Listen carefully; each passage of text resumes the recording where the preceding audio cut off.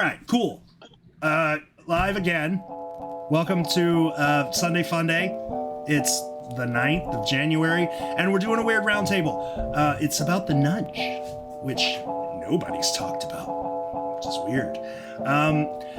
Grayden and Funday got together and thought it would be a good idea to just get some ideas from different hunters about what the nudge sort of means to them and how it's helped on their hunt. So that's what we're doing. And I'm going to kind of turn it over to Grayden, which he's over there, because he knows our format. Grayden, you want to get started? Awesome. Thanks, George. All right. So for those of you out there who don't know me, my name's Graden Kramer, and I live somewhere you've probably never been and probably never even heard of. I'm from Manitoba, Canada. I'm repping the Winnipeg Jets jersey here tonight. I'm about 2 hours west of Winnipeg, which is just over 900 miles away from the closest theorized cask city. So literally in the middle of nowhere, but it's a better place than George gives it credit for often on the air. He likes to bash Canada, but it's a pretty cool place up here. So anyway, welcome everyone. I've been in the hunt for a few years now. I'm like EU baby-ish age, but I'm not actually an EU baby. I found out about EU way after. I actually found out about The Secret I'm into a lot of treasure and history, geography type stuff. And I was scouring the internet one day and found a top 10 treasure podcasts list. And it had The Secret podcast on it. So I checked it out and started listening to the podcast. That's how I got into The Secret. So thanks, George. That's kind of cool. You're a podcast baby? I'm a podcast baby. And my wife can blame you for all the time that I spend on this because it's all your fault. I get blamed a lot. I saw your new rule you posted. Yeah, that was needed. We've had a lot of people. So the new rule is just take some time, be with your family. We've had a lot of people who've The Secret has destroyed their lives. So yeah, take a break sometimes. So as I said, I'm a little isolated in my area, and throw the pandemic on top of that, and we've all had to spend a little bit more time isolating indoors over the last couple of years than we probably like to. But my kind of experience with The Secret has been mainly on my own, doing a lot of research, following social media, listening to podcasts, all that stuff. After I got into it for a while, I started reaching out a little bit. It took me a long time to get comfortable enough to start to post things or message people. I remember the first time I sent George a message on Facebook, I was terrified to hit the send button, which is now hilarious to think about. But I'm not that scary. No, you're not at all. And I've found over the years that actually a lot of the people in this hunt, people with lots of experience and people that we look up to, are super, super friendly and approachable and very helpful. So after the first couple of years and getting into lately, just kind of found that I've been doing more things like having some chat conversations and interacting more on posts, been a little bit active on the Discord, that sort of stuff, and been looking for kind of the next step, how to collaborate with people and continue the hunt. So recently I got connected with Funday, who is, if you don't know Funday, she's just an awesome member of this community. And at this point, I think I just want to say that we're all wishing her the best right now. Funday, this is kind of her idea that she began, and she's unfortunately had to take a little bit of time away from the hunt right now to deal with a family emergency. So Funday, we're all thinking about you and hoping everything is going well out there. So this idea, like I said, came from her. If you know her at all, you know she's all about building community. And we have recently found that we have some similar ideas and goals about things. We're both kind of interested in finding ways to connect hunters and to generate live collaboration. So our theme for tonight, we're very excited about, is the nudge. And when that nudge came out, it kind of nudged Funday and I in a good direction as well. I don't know if anyone else felt like there was a bit of a post-Boston hangover circa 2020, where everything was so crazy exciting when the rumors started to hit, and then the find and EU and all of that. And then after a while, after that all died down, I remember messaging a friend recently and kind of saying, I felt like things had stalled out a little bit and that we were needing kind of the next new thing. And a few weeks later, the nudge came out, which we're also excited about. So at the Christmas Zoom, the cocktail Zoom, which was Sunday's idea that she hosted, that's when we found out about it. George had kind of said that if people who came to the cocktail hour, he would give us a present there. So I showed up, and for about an hour I was waiting for what this present would be, and then I found out it was already posted online. So I was scrambling to read the nudge while we were all hanging out that night. Yeah, sorry about that timing. I had no control over when it was posted. I was just told, yeah, I can go ahead and post it that day. Like, I just asked, will you post it on this Sunday? Like, yeah, I'll do that. It's all good. It just added to the excitement of the evening. It was a fun night. So that set everything into motion. I don't know how we're going to find out tonight what other people think about it. For me, it's just been thrilling watching everything go down since the nudge came out. And especially just seeing the type of interaction that was happening online when it did. Seeing like all these people who I respect in the hunt and have so much experience and know so many things, all of a sudden just like pouring out all these ideas and information that they had in a new direction. So it's really inspiring. So that's our theme for tonight.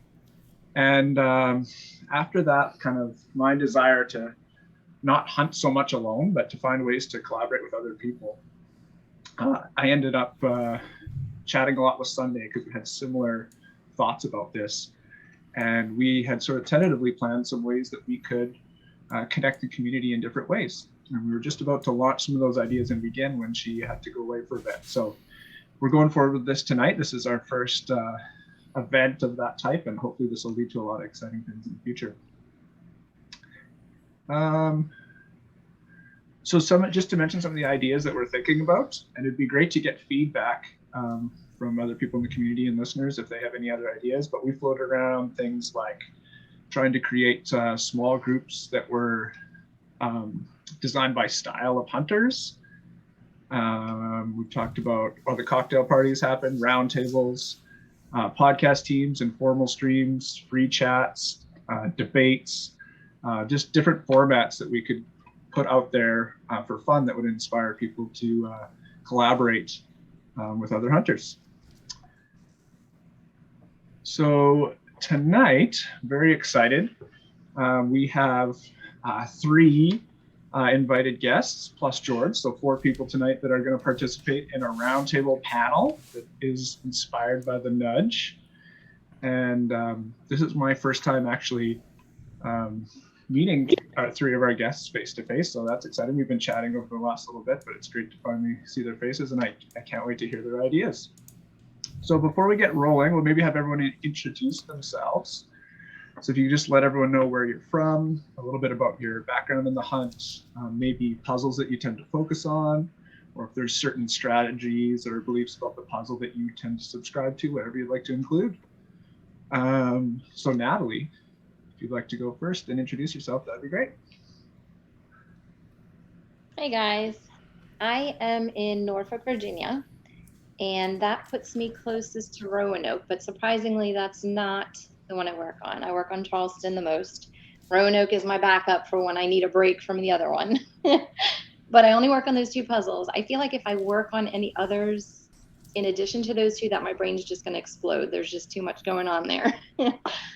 So Roanoke is an hour and a half away, and I've been doing the hunt for about 2 years now, but the past 2 years have been crazy. So we just haven't even been able to get out and go. I've been working from home like many other people are.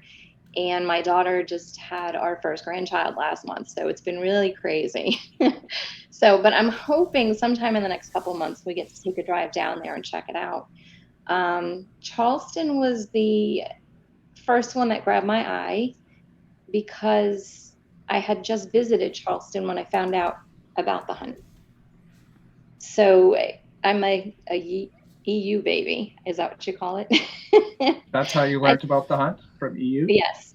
Yeah. Nice. I saw the episode twice, And the second time I'm like, you know what, let me just get this book. And so that's how it started. And it was, I want to say April of 2020. And I had just been in Charleston the month before. So that's why I picked that one as the first. I went through pictures I took and all the tours that we took and all the history we learned. And I was trying to piece that together with what I saw and learned. But Charleston is just huge and full of so much information. And it's a beautiful city. I went there for a day and I want to go back. I can't wait to go back. But and Roanoke, we go down there all the time, like on the summer breaks and stuff, just to go to the beach and just hang out. And I never knew there was a cast there, so I never really paid attention to anything around there other than the beach. Awesome. Thanks, Natalie. And Cameron, you want to introduce yourself next?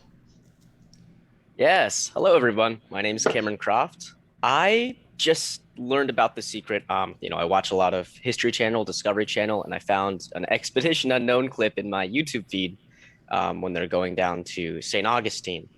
I thought it was wicked cool. This was, I think, December 2020, 2021. And I saw that and I was like, wow, this is great. This is this whole, big secret thing. And there's one in Boston. I'm in Vermont. I'm kind of close to Boston.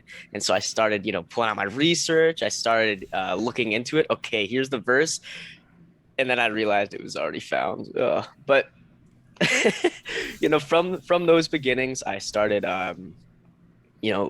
learning more, doing more research, watching things like the podcast. And I always thought it was super interesting. I actually live closer to Montreal than to Boston. So that's my main puzzle. I've looked a bit into Tribute. I've looked a bit into New York. And now, of course, after the nudge, into Roanoke as well. So, it's super great to be here. And that's my intro. Nice. Awesome. Thanks, Cameron. And Rob. Hey, everyone. Good evening. Nice to meet everybody. George, Grayden, Cameron, and Ben Asen. Yeah, Ben Asen just popped in. What's going on, Ben? How are you? Well, doing Not out too there. bad. Good. Hi, Ben. Hi. Hey, Ben. Welcome. How are you, Graden? Nice to meet you. Awesome. Nice to meet you, too. We're just having everyone do some introductions. Rob was Hey. just introducing himself. Hey, But, Ben, you want to tell everybody who you are? Yeah, that's really necessary. Well, I How guess long have you been into The Secret, Ben? I guess I'm a photographer who never thought that 40 years later I'd still be talking about The Secret. Could you imagine it's been 40 years? That's crazy, right? It is crazy. Actually, it's longer because we started talking about it in very, very late 80. And then it didn't happen until like the middle of 81. So, Yeah. And I sort of forgot about it then, it's like, Byron would bring up these projects and I would say, okay, great. That's good. Okay. I'll put it in the file, and it would happen or it wouldn't happen. So, what could I say?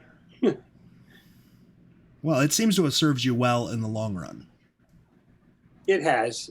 I've had a good run as a photographer. I love doing what I do, and I want to continue doing it until I can't stand up anymore and I could see. And so this is what I want to do. It's really my passion. So I really love doing it. I remember when me and JM, we first started the podcast, we talked about getting you and Joel and John and like Overton. We talked about trying to get everybody to come on and give an interview. And I remember both you and Joel, and you both said basically the same thing. You're like, people care about this book that we did. Like you couldn't believe it. And then even when we did those interviews with you, I don't think you guys realized how big it was.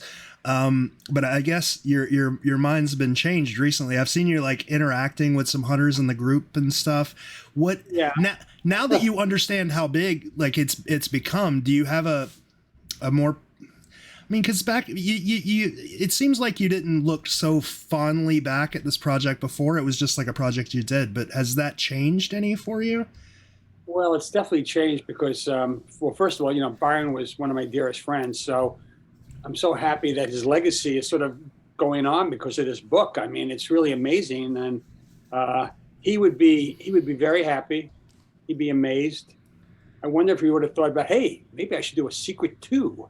Who knows? But and I spoke to Sandy just the other night, and I told her what I was doing, and she gave me her blessing. And I spoke to the girls, Kara and Blair, and they said, go to it, Ben. Really, Dad would be so happy. And, Blair was really young when Byron passed away. Blair was about, I want to say 11, 12, something like that, maybe 13. So, it's just a way that they see how much everybody loved their father and that he was a real innovator. I mean, he, I think I've told you this before, George, he's like one of the first guys to do CD-ROMs for kids before, when it was still called CD-ROMs, right? There were no DVDs yet. And he did all the children's books. He did with Paul Simon, Jerry Seinfeld, Ray Romano, of course, George, Joni Mitchell. Thank you, George, for that, by the way. You're very welcome. Because she's one of my favorites. So, he was so ahead of his time. Billy Crystal. Yeah. He did, when Billy Crystal's daughter had her first child, Billy Crystal wrote a book, and I ended up doing the promotions for a Target ad. The book wasn't even published yet. Billy held up a blank book with nothing on it, and I was shooting Billy in the studio, and I'm trying to visualize what this book is going to be like. I think Billy was trying to, he didn't even know what the book was going to look like yet. So it was pretty exciting. I always loved working with Byron. I would say half the time I didn't know what the hell I was doing or what the project was about, but other times I did. I mean, I did the Pet.com book with the Pet.com sock puppet. I took this puppet all over New York, New Jersey, Connecticut, photographing it in pet cemeteries with other dogs, with turtles, with hamsters, with goldfish. So, he was a lot of fun to be with. He was a big kid. And as I told you, George, many times, whenever he came over to my house, so we would meet with the kids for dinner, like at a coffee shop or something, he always brought comic books for the kids. He didn't care if they read real books or comics, as long as they read. Yeah. I really think that's something that separates Byron from the rest of sort of publishing, especially in like the 80s and early 90s. You could tell Byron cared about his target audience, right? When Byron made stuff, he didn't just make sort of cool things that kids would like. He made cool things that kids would like, but also that they would learn from. Like even in the 80s, he was making computer games, but he made like Fahrenheit 451 games, and he made Dragon World and Treasure Island. He made stuff that would give kids a bit of an education while also having fun. That seemed really important to him. Yes, absolutely. He did a lot of books on history. He did a book on history for kids with, I think it was called the Book of American History, all in like 247 pages by Howard Zinn, the great historian. He wrote a lot of books for adults that were like 800 pages. But Howard decided, I'm going to do a book like in 275 pages, all about American history. Yeah. But he got kids to read. I mean, my oldest son, Ivan, who now is 36, was always a history buff, and he loved reading Byron's history books. Absolutely adored it. Really, really liked it. And now, 40 years later, he's still teaching us about history. It's amazing. Yeah, it is. It is really amazing. It really is amazing. Absolutely. I mean, incredible. So Ben, you decided to put out some images from The Secret. Are you are you surprised by how well received they are? Yeah, if it's one thing I'm really happy about, I didn't throw out any of these negatives, though. A few of them are lost, seems to be. Thanks for that. I've got 61 rolls of film, developed black and white. I have a few slides and a few of the 35 millimeter slides I took. But some of the secret people on your secret page have said to me, we don't care about the color. We actually like it in black and white. It's very film noir. And in some ways it is, except that Joe Ellen did such amazing detail. Most people don't know. Joe Ellen, I mean, she did sculptures for famous rock stars. I mean, she is such a talented person. And it was so great to know. I mean, I still know her. We haven't seen each other in about 5 years. I'm planning to go up to New Paltz, hopefully sometime in the winter, to spend a day with her. and talk to her about it, and maybe get her to come on some of these, Zooms and podcasts. That'd be nice. That would really be exciting. And I think she's got some good stories. Looking at the contact sheets for me, that's what jogged my memory about the shoot. I couldn't remember, I look at the book and I look at the pictures that are not particularly well produced, and that didn't jog my memory at all. But when I started looking at the contact sheets, oh my God, I'm remembering so much, like the Teen Angels. I was going out to LA with my wife in 1981 to visit my sister-in-law, and I took the Teen Angel down to Venice, Venice Beach. I figured I gotta find an old car. Man, I found a 1953 Kaiser.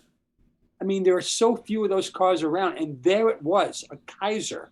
I put the sculpture right in front of the car. This guy comes by, who owns the car, goes, what are you doing? I told him, I'm photographing this thing in front of your car. Do you mind? He said, no, not at all. I think it's great. I said, it's for a possible book. Not sure it's going to really happen. And then I found a pool hall. I think I forgot the street it's on in Venice, but there was a pool hall. I go down with the Teen Angel, and I was with a friend of mine, my friend Roger, who's a film producer, actually in LA. He's actually doing a movie now about Ernie Banks, the great baseball player. And Roger says, come on, we'll go down to the pool hall. I go down there. I ask permission. The guy goes, yeah, sure. No problem. Everybody was so accepted of all these sculptures. Everywhere I went, there was never an issue. Thank God there wasn't an issue at the Capitol when I brought the left and right wing thing down. I mean, can you imagine, George, doing that now in 2022? I'd be arrested. You're basically bringing a bomb. They would bring the bomb squad in. They would take this sculpture, take it into a van, right, and pray it didn't blow up. Byron thought about that stuff in 1981. Yeah. Yeah, it's crazy. It's crazy how the left wing, right wing trog parallels to today. Like, it's crazy how that. It's the left wing synth and the right wing trog. The left wing. Yeah, sorry. Right. Exactly. And that sculpture, I mean, people came up to us. My wife was with me. We would go and visit some friends in Washington. And again, Byron goes, "Oh, can you bring this down to Washington and photograph it? Maybe the White House, maybe somewhere else." And how about the Capitol? I said, sure, not a problem. Because it was 1981. Yeah. The world, it was, Ronald Reagan was in office. Everything was so peaceful. Nobody thought about anything else. That terrorism, bombing. So I did it. People walked by, they laughed. Some people didn't have anything to say. And I shot it, and that was it. That was the whole deal. Pretty crazy. Wow. I have to say. I hope, I guess there's not really a way to release the color ones that you have in both color and black and white, because like seeing Joellen's artwork in living color, you're right, it's crazy the difference. Like we have one of hers, and the way she uses color in her art is unreal. She's just so good. Well, and it's not like you can just find a Joellen Trilling laying around, Oh, so I got about, I want to say between 10 and 11. I only put a few on right now. I am going to scan some more slides. I got a request. I think I put on your Facebook page last night, George, that I'm going to be having 6 more images scanned next week. One of them is the Warlock that I know you're very excited about. Yes. And I'm sure they'll be great. My scanner looks at my negatives. He goes, oh my God, these negatives are so dirty. For whatever reason. It's different when you put in a negative under an enlarger versus a scanner. He had a lot of retouching to do. And then he sends me the scans, via the internet. He says, I really hope they look good. I'm not sure they're that good. And I'm looking at them going, what is he, crazy? They're beautiful, absolutely gorgeous. It's like taking an old movie and digitizing it, though I don't like actually doing that much, but it just looks so much better than it did in the book. Yeah. And I gave Bantam prints also, which I have just found about 35 of them. So I'll be honest with you, I cannot remember if they made all the prints, if I made the prints. I just don't remember. I know I made some of them. I don't know if I made all of them. Yeah. But they did have my negatives for a while. And I did get my negatives back in 1983. And I put them on a shelf in 2 different apartments. And luckily, actually 3 different apartments. And I still have them. I have this big yellow box, a Kodak, old big Kodak box that holds 250 sheets of 8.5 by 11 paper. And I put all the contact sheets and all the negatives in there. And they're there. They're still there. That's what I love. What I love about the people that worked on The Secret. None of you guys threw anything away, it seems. Well, I don't throw a lot of stuff away, to tell you the truth. If I have all the books I did for Byron and all the books I did for everybody else, but I do throw some stuff away that's like just not important. There's no historical meaning or anything. Maybe like a check presentation at a bank or something for a nonprofit, things like that. But anyone that's well known, I always keep. Politicians, celebrities, rock stars, actors. So photographers don't. If you meet any photographers from my generation, they have thousands and thousands and thousands of negatives. Luckily today with digital, I could put 30,000 images in a file like this big. It's just amazing. Yeah. You couldn't do that then. And a lot of well-known photographers have lost, like Gordon Parks, the great Life magazine photographer. He lost most of his negatives. Herman Leonard, the greatest jazz photographer there was in Katrina, all his negatives were like washed away. So if without the prints, you can still scan the prints, but the negatives are gone forever, which is sad. So, and if anybody wants to buy any of these prints that we're talking about, you can do that at shopart.benasen.com. That's right, and just go down to the Secret Collection. You can buy my other stuff too if you like. I've actually had a number of people who came to the podcast that bought some of my fine art stuff. I'm not going to call the Secret fine art stuff, but it's good stuff though. It's really good stuff. Most people wouldn't hang this stuff on the wall because they don't know about the Secret, but I'm starting to tell more people about this. I mean, I'm telling the story to all my friends that never knew about it, and they're going, "What? What are you talking about?" So they're going on the web. I show them the Facebook page. They go, "This is crazy," but it's really not that crazy. Yeah. I mean, it's a good hunt. It's a good hunt, and thank God somebody finally found one of them. And back in 2004, I believe. Well, yeah. So Cleveland was found in 2004, then Boston in 2019, right? And Chicago in 1983. Yeah. So 3 of them. Yeah. Okay. And Chicago and Boston don't like each other either. That's not good. Okay. So I don't want to. Go ahead. Ben, I'm sorry. Cameron, have I met you before? I'm not sure that we have before. Maybe on another Zoom or something. Maybe you look familiar. Perhaps.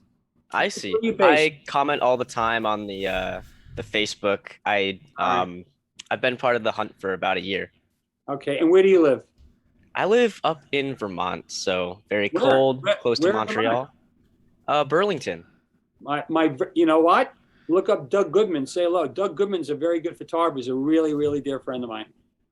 He lives in Burlington. Is he from the area? Wow. Okay, Doug Goodman. I'll remember that. Look him up. He knows all about The Secret too. Definitely look him up. I'll tell him you said I. You're gonna have people come into his house. That's right. Hey, is there anything buried in your house in Burlington? It might Natalie, be in Doug's backyard. Who's Natalie? There's a Natalie down here. Yeah, Natalie, you're up. Hey, Natalie. Where are you from, Natalie? I'm in Norfolk, Virginia. Norfolk, Virginia. Okay. I know where Norfolk is. I think there's a Navy base there, right? Oh yeah, huge. Biggest one on the East Coast. I know. That's how I ended up here. My husband was in the Navy for 20 years and this is where we ended. Yeah, I've got a couple of friends who were in the Navy and they ended up there for a long time. All right. And Graden, where are you from? I'm Canadian, actually. I live in Brandon, Manitoba in Canada. Wow. Has anyone ever told you, there's an actor, I'm trying to think of his name. You look just like him. I'm trying to think who it is, but I can't. I was trying to think of that too. Yeah. Who's the guy in Scream? Scream? You know the movie Scream? I'm trying to think who's in that right now. Who's the guy that plays the cop? Oh, I don't remember his name, but I know who you're talking about, and he does kind of look like him. He Not looks David Arquette, is it? Yeah, David Arquette. Yeah, David David Arquette. Arquette. Oh, like a thinner David Arquette. It's Yes. so weird. I get told that I look like people all the time, but it's Yeah. different people. There's like a list of 5 or 6. There's a basketball player in the NBA. His name's Gordon Hayward, and all my students, like when they saw that, they think I look exactly like him. Eve thinks you look like Freddie Prinze Jr. I So used to that's- get that when I was in high school. Yes, absolutely, Freddie Prinze Jr. I get Adam Levine sometimes. I don't know. Apparently, I have a very generic face. I don't know. Yeah, But and these are all Rob, very attractive people. So yes. there you go. Where is Rob from? hey Ben, nice to meet you. I'm in Sarasota, but I grew up in New York. Well, you know Michael Asen, my brother. Is he in Sarasota? He is in Sarasota and lives in a new condo downtown. I know downtown very. I've been here for about 33 and years. his next door neighbor is the daughter of Stephen King. Well, you have to tell him. I own some restaurants down in Sarasota, so you have to What tell him to come. What restaurant? Caragiulo's, which is on Palm Avenue, My brother lives in Palm Avenue. and then he probably knows Owen's Fish Camp because that's in his backyard. Okay, I'll tell him. So When you these come are down- these are restaurants you can't get into. Like Yeah, there's a so wait list Ben- for months. Well, my brother has a way. Please, Oh, yeah, when you- now he definitely has a Now way. he does. yeah, for sure. I mean, come on, Rob. But I grew up in New York. I grew up in New York, Ben, and Where? my dad on the South Shore, East Rockaway. East Rockaway. You know it well. My mother was from Far Rockaway. Okay. I grew up in Far. And my dad had his business on Avenue U, 26th and 27th. Stop it. I don't want to hear this. Where? Yeah, yeah. What business? It was called Capri Bakery. Okay, When he started it was a German Jewish neighborhood, and then it I kind know. of turned into a Italian in the late 60s, early 70s. Well, Byron and I used to go to a diner on Avenue U called Cookies. There was Okay. one on Avenue U, one on Avenue M, and one on Avenue J where Woody Allen used to hang out as a kid.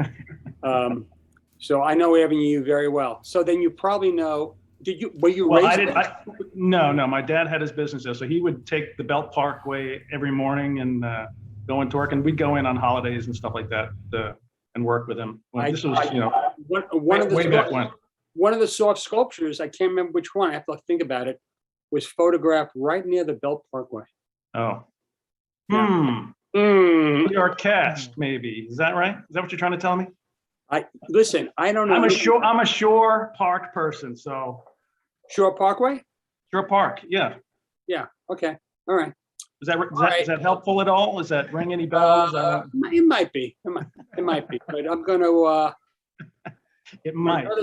My brother lives. I think it's Palm Avenue. It's a brand new buildings, like 16 apartments. Sarah's the new one up there, and there's so many new ones. So yeah, everybody's coming from every other part of the world, pretty much. To Yeah, Florida. I think it's a Sarasota seems to 700 be the block. place.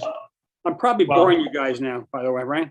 No, not at Hey, all. can I just say, Ben, I think it's great that you're active in the Facebook community with us. I mean, it's really kind of special to have somebody that interacts and responds to questions and comments and things. And so I think that's really great. It's my pleasure. I'm just, I'm sorry. I have to look up my brother's app. Oops, didn't mean to call him. Sorry. So Michael lives at. He's texting him right now. Lots of people are going to watch this, so you might not want to give out his address. All right. The commercial. It's the commercial for my restaurants. I like it. It's pretty good. Rob, it's 7-Eleven. You know the street, okay? Okay. Oh, I know where he is. Yeah. He's right there. I'll tell him to stop by. Do you come and visit at all? We're hoping to come in March. Okay. Please look me up. I'm not too far from Sarasota, We're going to come in early 5 February, hours. but I think early February is a little too soon. Well, I'd A love to. lot of my friends in New York are getting Omicron. A lot of them. Yeah, it's everywhere. It's everywhere. Yeah. Yeah, it's real bad down I don't there. want to talk about it because I'll let you know. I'll let you it's know. bad. It's bad because it's not serious, but it's bad because people are getting sick and staying home, and Yeah. the labor force is just I decimated. know. Very hard to get. I know. Yeah. Restaurants are actually closing in the middle of the week because they don't have staff, and I don't want to go there. But anyway, Yeah, Rob, it's- Rob, are you on the secret page? Yeah, so you can message me. I'm going to message you because I have a Please. cousin that owns a lot of restaurants down in Florida. So anyway. All right, we'll do it. All right. Listen, I think I have nothing else to say. You have any other questions? Feel free. Yes, I have one. I have Go one ahead. too. Okay. So you posted about Byron not being a baseball fan. He wasn't a big sports fan. That's crushing. It's crushing to a lot of people. Yeah, I know. You know what? Listen, he wasn't. It's funny. It's crushing. It's not that he didn't go to baseball games, but he wasn't obsessed with watching sports. I was. I'm not anymore. I just love photographing so much. It's like it takes. Like if there's a game on at 4:00 and the sun's coming down in New York City, and I can go out and shoot a water tower. It's not it unless it's the 7th game of the World Series. I'm shooting the water tower. Okay, that's the. I mean, life is you never know, right? And my art is so important to me that it's more important than a baseball game. These overpriced baseball players. And by the way, it's not work. It's called playing baseball, playing basketball. You work for a living. I work for a living. George works for a living. Everyone, it works. Cameron, are you old enough to work? Yes, I just got out of college. Oh, Yeah. good. Okay, good. That's very nice. What do you do, Cameron? I'm actually currently sort of on the hunt, but what I want to get Doesn't work. into. Okay. In between hunts. In Don't between worry. hunts, right? Don't worry about it. I'm a treasure hunter for a living. Don't worry about Finding it. gold. Don't worry about it. Any this other is this is the second time Ben's made a random comment that's just blown people's minds. So the first time was for like 15 years, everybody assumed that Byron went to Hamilton High. And then Ben pops up one day and was like, nah, he went to Midwood. And everybody's minds just went, Wasn't there a picture of BP or Byron in? Yeah, but you know who went to Hamilton High School? The King brothers, Albert King and the other King, played for the Knicks. They went to Hamilton High School. Bernard King. Bernard King, thank you. I couldn't think of his name. Bernard King, yeah. Yeah, Wow. they went to Hamilton High School. yeah, somebody eventually found Byron's yearbook. But like before then, people just accepted it and they never checked. And then Ben comes along and everybody's mind's blown. We're talking about established facts. Yes. He went to PS 217. In fact, I did a homage to PS 217. We did a book together called The Insomniac Handbook. And the cover I shot, it's a bed with a digital alarm clock very in the middle of the night because you have insomnia. So I had to put a time on the clock and I put 217, but I didn't tell Byron until I took the picture. He goes, oh my God, you put our public school number on the cover of the book. How cool is that? So, anyone else? Who else had a question? Well, I don't know if you've ever met Sunday before, Ben, but she's another member in the group. And actually, tonight, the format for tonight that we're doing was her idea originally, but she's had a family emergency that came up a couple of weeks ago, and she's had to step away for a little bit. But she was so excited when she heard that you might be on tonight. So she sent me actually 2 questions that she's been dying to ask you. So is it okay if I read you her questions? Absolutely, please. Okay, so Sunday says, I would love to hear anything he remembers about the Spirit of 76 photo shoot. It appears the sculpture was photographed on the ferry to the Statue of Liberty. Did BP request that specifically? And she says, I hope that question isn't too specific. I remember that it was pretty cold. You know, what's nice about that picture is that the World Trade Center's in there. You know, we just took that thing around. We sat it everywhere and taking pictures of it. You know, I love this. I took the Staten Island Ferry when I was a kid all the time with my parents. They had friends in Staten Island, and in those days you would take the car, you know, on the ferry. Now, of course, you can't do that, but the ferry's free now. Believe it or not, totally free. It's the cheapest thing to do in New York City. So I don't remember that much more about it, except it was cold, windy, and I had to get the New York City skyline in one of the pictures, and sure enough, I got it with the World Trade Center because that was 1981, 82. You know, And was it your decision to shoot it that way, or did he ask you? He gave me a number of ways to do it, and we did it. He was with me, so on that particular shoot. Wow. So yeah, so he wasn't always, because he was very busy. He was packaging books for a lot of companies. He was always traveling. But he did come in that one. I guess maybe because it was Staten Island Ferry. He loved things like that. So, do you have that print available? Like, is that a print you could make available? Because now that you mentioned it, it's a gorgeous photo.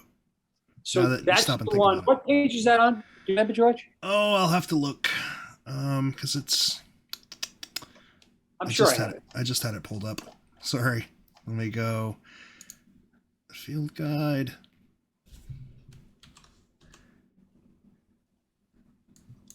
What's really amazing is that I've had 6 orders for the Teen Angel. Either the Teen Angel in front of the car, or the Teen Angel playing pool.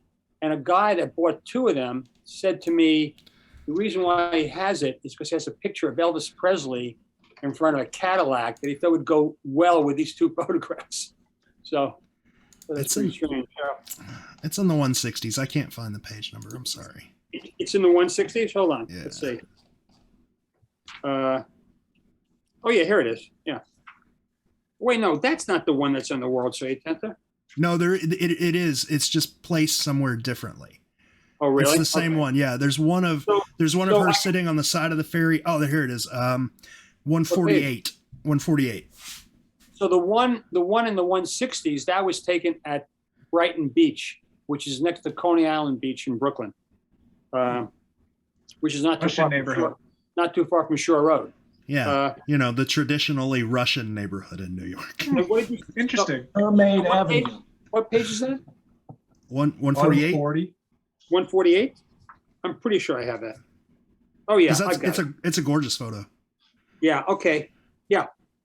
I'm pretty sure I can get that done. Sure. Spirit of 76. Cool. I'm glad you told me, because I'm going to go see my scanner on Tuesday. I'll bring that negative too. Now I have 3 photos I want to buy. I have one more brief question that I have no context for from Sunday at all. I don't even know why she wants to know this, but she would love to know if you remember from growing up a fried chicken place called Kennedy's. Well, Kennedy's is really yeah, I do remember, but there were many. It was a weird thing. There was a guy that opened up a Kennedy's fried chicken place. It wasn't very good, and then everybody started opening up like Kennedy's fried chicken, Kennedy's chicken. So it wasn't anything particularly that was great. The chicken that we used to get as a kid, I'm trying to think of it. It wasn't Kentucky Fried Chicken. It's another chicken that was a local chicken. But no, I think I went to Kennedy's once, and it was pretty bad chicken, I got to tell you. And we have a lot of great barbecue places now in New York. And there's a place called Smoke. It's a jazz restaurant. It's a jazz club on Broadway and 105. And the woman's from down south. Let me tell you, does she make great fried chicken? Oh my God, it's great. Eating fried chicken and listening to some good jazz. There's nothing like it. When I came to New York, my friends took me. We all went to Coney Island, and my friends were like, "You got to have a Nathan's hot dog," and it wasn't good, and I was so disappointed because the hamburgers don't own it anymore. That's why. It just tasted like a hot dog. No, it's not. You have to eat 110 of them to really appreciate it. Maybe. Right. Well, I got one at the restaurant, like the first Nathan's, and I'm told that it's better when it comes out of dirty hot dog water. Dirty like on water a cart. dogs. Yeah. So maybe I'll try that next time. You know what Nathan's is selling now, and it's become very popular. I haven't had it. Is frog's legs. Oh, those were good. We tried them. Bradley got a bunch of them. He was like, I got it, because you mentioned the frog's legs at the meetup, and Bradley was like, I got to try it. And they were. Yeah, we all shared some. They were really good. Great. Yeah, good. It's like chicken. Get out there and have them. Yeah, I mean it was a little weird eating frog's legs in Coney Island, but they were good. Because Byron and I would take our kids, and we would drive out to Coney Island. Take the kids to some rides, take them to some the horror houses, the monster houses, whatever they're called, And we always went to Nathan's. Always went to Nathan's. Yeah. So those were great days. Great days. Cool. So we have anything else for Ben? Or are we going to let Oh, him free him from his captivity? We could probably bug Ben for the I'm next sure. 10 hours, but we probably shouldn't. Listen, I'll be back. Believe me, I'll be back. Anytime that Mr. Ward would like me on here, I'll come on. I really enjoy doing it. I listen, one of my best friends, how can I say no, right? I mean, he was one of my dearest friends, and our parents were friends. My brother was friendly with Byron. So, I mean, it's a long history. So. And also, before Ben goes, I want to make sure we mention some of the proceeds from the sale of these paintings, which you can get, again, shopart@benasen.com, goes to Byron's personal charity, helping kids in New York and around the world with their education. We also have a link on the group. If you just want to donate to that charity directly, feel free to do that as well. Yeah, it was, kids' books. I mean, Byron did a book with Rick Steranko, who's a great illustrator. And they did an anti-drug book back in the early 70s when Byron was still going to the University of Pennsylvania. And so books for Byron and kids, he raised a lot of money to give books to kids in the inner city who couldn't get, there were no bookstores, that their parents were working, they were single parents. They didn't have time to take their kids get books. I mean, so books are so important to him. And so this book fund is for underprivileged kids to give them books to read. And that's so important. And people take that for granted. Barnes and Nobles are closing in New York City. There's only a couple left. There's almost no places to buy books except on the internet. And poor kids don't have the internet. Yeah. So that's another thing that, we have to fix in this world. We want kids to get educated. Everyone has to have the internet. They shouldn't be on as much social media, but that's a whole nother story. But I'm glad that the secret's on Facebook. That's for sure. Well, thank you. All right. Thank you for coming on and saying hi. Hey Thank guys, you so much, Ben. great evening, and I'll see you again soon. Bye-bye. Have a good night, Ben. Great to Good night. meet you. Take care. Bye-bye. Cool. That was cool. That was fun. That was Very cool. Well, if you had to be interrupted, Rob, that was a pretty good way That to was be pretty cool. interrupted, I would say. That was great. I think he put to rest the idea about the placement of the cue ball and the numbered balls on the pool table. That's out. I think you're going to find Ditch that theory. something he just brushed past was that when they were talking about Spirit of St. Louis, he was like, we took a lot of pictures of those. And I think you're going to find that when it comes to these, they just took a bunch of pictures and then they picked the nicest ones. So it's I don't know. Finding hints in Ben's work is going to be tricky. It's neat that Byron was with him though on that shoot. Did you know that already, George? I think he mentioned that somewhere before. I feel like I knew that, but he went into a little more detail. I'm not sure. But he was with him on a lot of these. The one where, God, I forget the name of it, where there's a fair folk in a fridge. That's Byron's fridge. Yeah. You mentioned that on the Yeah. So somebody bought that picture and I asked them, I was like, when you get it, tell me when Byron's eggs expired. Because there's an expiration date. You just can't read it. I'm just curious. All right. So I guess, Rob, if you want to continue and introduce yourself, Yeah. and then we'll get nudging. We'll get nudging. Yeah. Sure. Briefly, I grew up in New York. I'm a Gen Xer, so the book came out kind of when I was a teen. So I really wasn't into Dungeons and Dragons at that time, so I really didn't know about the book until recently. But I guess you can say I'm an EU baby, and after watching an episode, I became interested in it, and it's been a year that I've been on the Facebook group, and I think it was back in November. Prior to that is when I really saw the episode, and so.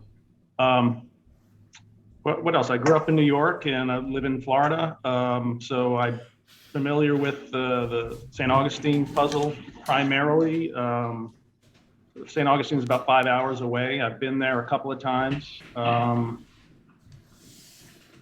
not going to dig any holes there. So that's, you know, It would be tricky to I do want to that. dig holes. I want to dig holes, but Digging holes in St. Augustine is tricky.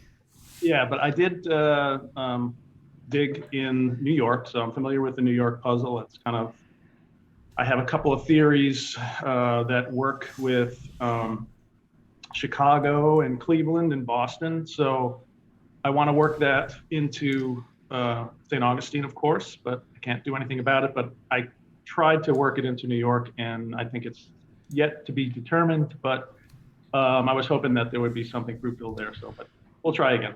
But yeah, so it's just about a year that I've been involved, and I guess Grayden said it earlier that, you know, you're kind of tentative when you first join. You don't want to speak out. You don't want to, you know, really show yourself. And so I think that this particular idea where people are getting familiar with one another online is really needed because we lose like the sense of character, or the intonation, the little idiosyncrasies of understanding somebody's personality and stuff like that that you don't get when you're typing on a keyboard. So I just think having us connect is definitely a good thing, and making those connections in this way I think is important. Which is why I kind of agreed. I don't know why I'm here as a guest tonight, but I'm happy to be here.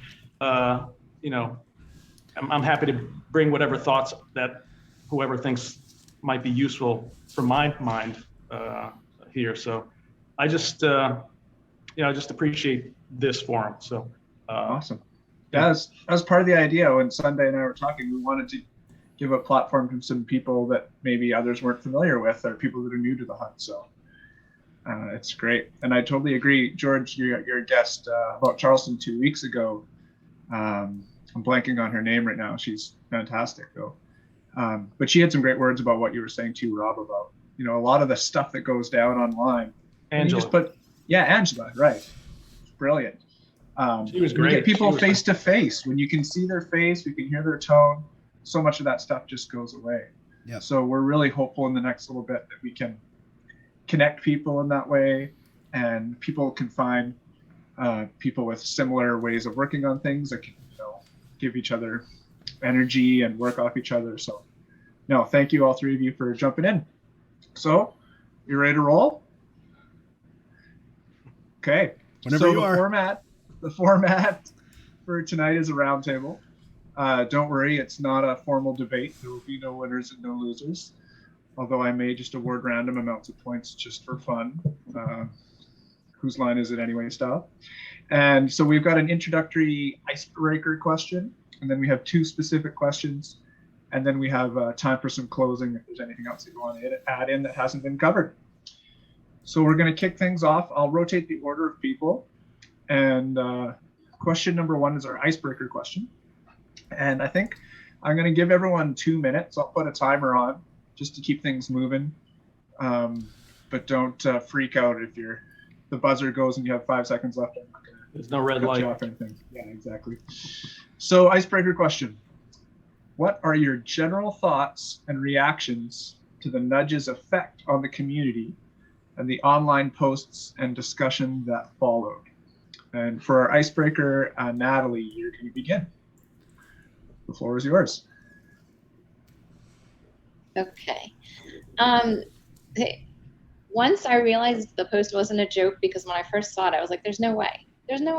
And then, like, for a hot minute, I was real confused. And then I figured it out. This is legit. My jaw dropped. And then I got on the post and started reading everything. And there was like just such an excitement, like you could just feel it. You can't hear it, but oddly, reading it, you could just feel the excitement. And it's not anything I've ever seen in the 2 years that I've been in the group, that kind of excitement. It was fun to sit back, watch everybody throw ideas around and brainstorm. And I mean, there's I think over 500 comments on that thread right now. So it really got people going. And it seemed like the discussions were friendlier and people were more accepting of other people's ideas than they had been in the past. And I think it's because the nudge gave us all a spark of hope. Like, hey, this cask is recoverable, possibly. And that seemed to bond everybody together for the moment. And I also saw that same thing in the other groups that I'm in, the Charleston group and the Roanoke group. A little bit more excitement, a little bit more sharing.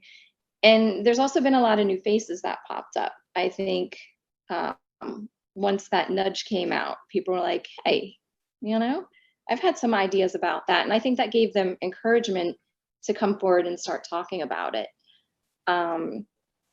So I think that the nudge brought back some of the fun behind the hunt that some people were missing because they were in a rut with their theory. And I think this kind of just shook things up in an exciting kind of way. So I thank the gift giver. Awesome.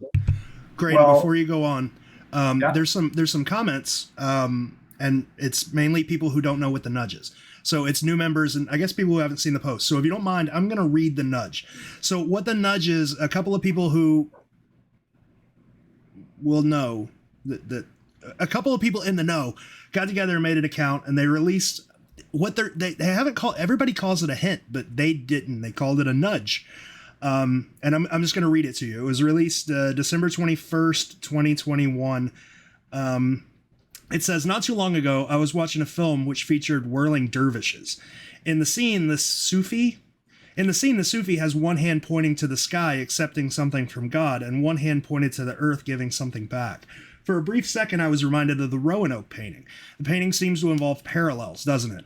One side matching the other, but not exactly. Left hand accepting, right hand releasing. Why does the right hand have a string with nothing attached? Why is the left holding a watch? Should you add something to the right? Should you remove something from the left? Is it reverse? How would you know? Maybe there are instructions in the painting, perhaps a plus and minus sign somewhere. Are you looking at these paintings correctly? Is anyone?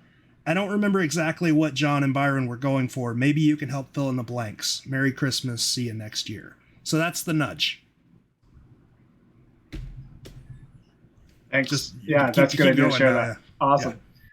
No, it's great. And it's your turn anyway, George. But I'm going to give Natalie 100 points, not only for going first, but finishing her answer with 2 seconds to spare in the 2 minutes. So Natalie, you are dialed in already. Well done. So George, I wanted you put this one early on this question because you're going to go later on a couple of the other ones. So you know a lot about this community. What was your reaction to it? I liked it. I liked the reaction the community had because, and here, the problem that we have with communication within the community is everybody assumes that they're right because people fall down these rabbit holes and they find information that confirms stuff that they're already thinking or whatever. And they have this set of ideas about how they think this puzzle works, right? So they go into conversations assuming that whoever made the post is wrong and they're right, and they're trying to convince them to think their way or whatever. And all of a sudden you get this thing. This post, which is different from what anybody's ever talked about before. It's brand new information that's forcing people all to look at it at the exact same time and sort of process it at the exact same time. And I think the comments from that are sort of, they're a good example of how we should approach talking about this puzzle generally, assuming we don't know what we're talking about and going into conversations trying to work out new information as opposed to just trying to convince people that we're right or whatever. I looked at like this post blew up in the comments and everybody was working together. Nobody insulted anybody. And it created some interesting conversations, some really interesting ideas, stuff we're going to be talking about for years. That's it. Like that post gave me hope that the community can really work together in a positive way. Awesome. Thanks, George. 50 points for your answer, minus 100 points for not telling us who gift giver is yet. So you're in the hole. You've got some catching up to do tonight. So you'll have to just, try. It's Cameron. It's Cameron. Perfect timing. Supposed to be the secret. Hey. Cameron/gift giver. You're up. So this puzzle, it's really old, and as we've seen from casks coming out of the ground, they're destroyed more and more every time. We don't know if some of these casks are still out there. We don't know if all the clues are still out there. And that's part of what adds to the sort of reputation and mystery in this hunt, but it also has a lot of insecurity. We don't know if they're really out there. And I think I heard George say in a previous podcast that JJP had thought that, at least one of them probably not around anymore. But, from Boston in 2019, very recent, there's still some out there, at least, hopefully. And, correct me if I'm wrong. This is the first kind of public nudge that has ever happened. And, that not only tells me that there are still puzzles in these paintings that we still haven't solved yet, big hints that we can be confident in, but there are people that are still confident that these treasures are still out there enough to try to push the community along to find the solution. And it's not a hint for it's not a nudge for one person, but for the community. And, as George said in the comments, I saw, like lots of very positive, okay, let's solve this. I think it was overall very positive and collaborative too. So big fan. Awesome. Thanks, Cameron. And Rob, you're up. Okay. The biggest takeaway from me was that somebody knows how to solve these things.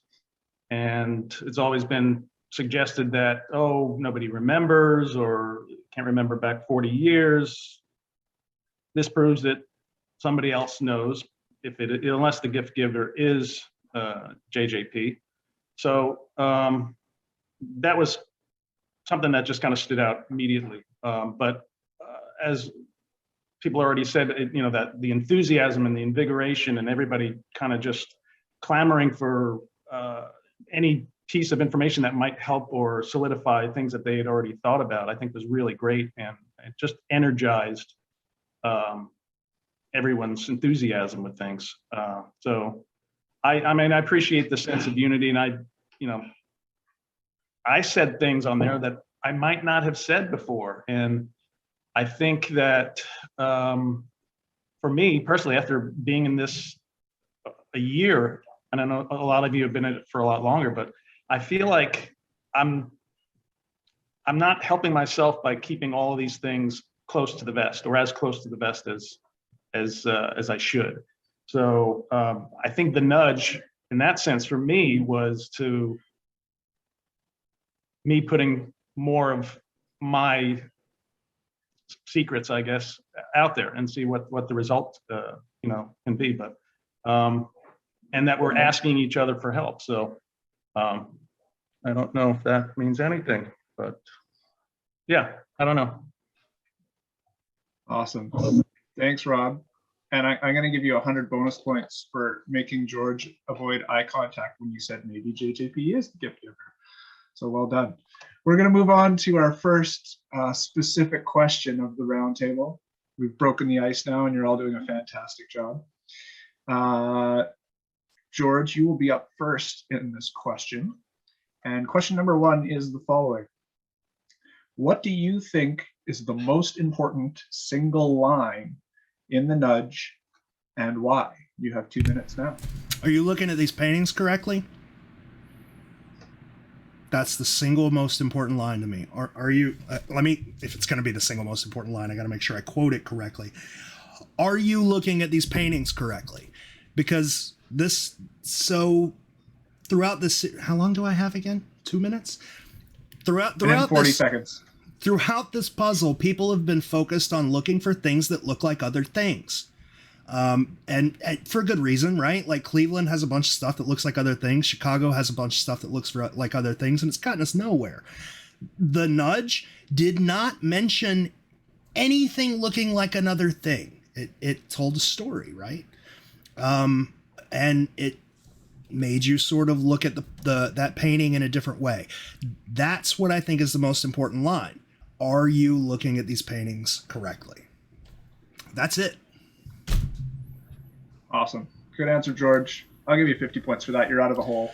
Well done. Cameron, the floor is yours. Yeah, that is a great line. I actually have a different line that I feel, at least for this context, is the most important, and that is specific. One single line specifically. It is should you add something to the right? Because that is sort of where the nudge starts to describe the action that you're going to take to solve this puzzle. And I think it's the thing that we've seen before with this was the Boston pops, where bird, beak, bubble. Okay, well, and I don't know if that was a joke or if that was for real or whatever, but taking it at face value, clearly this image, you're performing some sort of action, you're doing something, and it should help solve the puzzle in some way. It should make sense. That's why I think that one's sort of the most important. Great. Thank you very much, Cameron. Good answer. And Rob, what do you think is the most important line and why? No, sorry, Cameron, you get no points. This is the second time I've gotten no points. Well, George stole No, the points my, don't matter, right, Cameron? Sorry. George stole my line about are we looking at them correctly? So I'll take the tact of the hand accepting and the hand receiving. So the gift giver said the Sufi were reaching up, taking a gift from God, the creator. Who would that be? And then passing it on to the earth to us mortal people. So that to me just says that there's a big metaphor there for what we should be doing. And then of course, are we doing these puzzles correctly? We have to take a different tact. And so the idea that Cameron mentioned about an action really spoke to me. There's a sense of manipulation that actually you have to do to the painting. You're going to take one thing from here and move it over there, or you're going to have to physically do something. That action, that manipulation is super important. And the other question for me, and I don't know if I got 10 or 15 seconds left, Graden, but the other thing was, I don't think that this cast is recoverable. I think that we're given this hint because it's not going to affect us finding this particular cast. But in the sense that we can solve it together, nobody can really have their hands on it. It'll give us some clues to maybe find the other puzzles. So that's just my thought. I don't, throw it away if you want. I don't. No, unique take. I think it's worth at least 70 points, Rob. And I'm sorry, I'm just trying to keep things light for fun. I don't mean to make light of your answers. Your answers are all fantastic. So I could even stop doing this if you want. No, it's fun. Okay, I want to see how many points we get. I'm writing them down. I'm not really. Oh, you are, because I'm not keeping track of the totals. I'm just throwing them out. So Yeah, I'm glad you're writing them down. those of you keeping score at home, you can just post in the chat what the leaderboard is. So I personally had written down a few key lines that I thought, and one of them was, is anyone looking at these paintings correctly? So Rob and George, you can have 50 more points because you picked one of my answers. Well done. And just for fun, I had also wondered about how would you know? The line, how would you know, is interesting to me because not only is there an action that's required or an interpretation of the painting that would be required, it's pointed out that there's some sort of instructions within the painting themselves that are leading you to what to do. So there's not possibly, it might not just be one specific thing that you have to notice. There could be a whole series of interactions that need to happen in this. And the other thing that I thought was super interesting was, I don't remember exactly what John and Byron were going for. Just simply saying, I don't remember, insinuating that they were there when it was created and have the knowledge to think back of, I don't remember, just exciting for me because, like someone else said, it means that there are people who have this type of knowledge out there and they're willing to share it. And I hope they continue to do so. So we're going to move on to question number 2. And You left out Natalie. did I miss Natalie? What am I doing? Sorry, Graden, Natalie. you get minus 200 points for missing out on No, Natalie. I should get like plus 200 for being missed. Natalie gets 1 billion points. Natalie gets 200 points, and the host of this gets fired for next time, I think. My sincere apologies, Natalie. Go ahead. Not a problem. I mean, George already took mine, but I had a backup just in case somebody did. I take everybody's stuff. It's what I do. I know. Shame on you. So the second most important line to me was maybe there are instructions in this painting, or in the painting. It didn't say this painting. And that made me think, you know, there's more to it. There's got to be stuff in between the lines that they even gave us. And then it got my brain going in the direction, are there instructions in all the paintings? Ones we haven't found yet, were there instructions in the ones that were found and we just don't know it?